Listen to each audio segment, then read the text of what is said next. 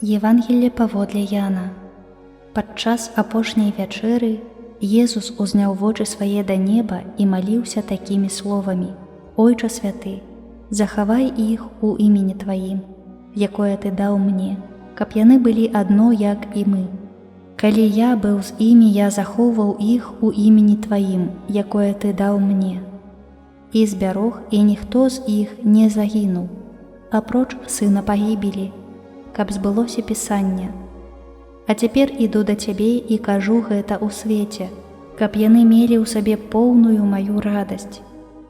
Я даў ім слова Тваё, і свет зненавідзеў іх, бо яны не са свету, як і я не са свету.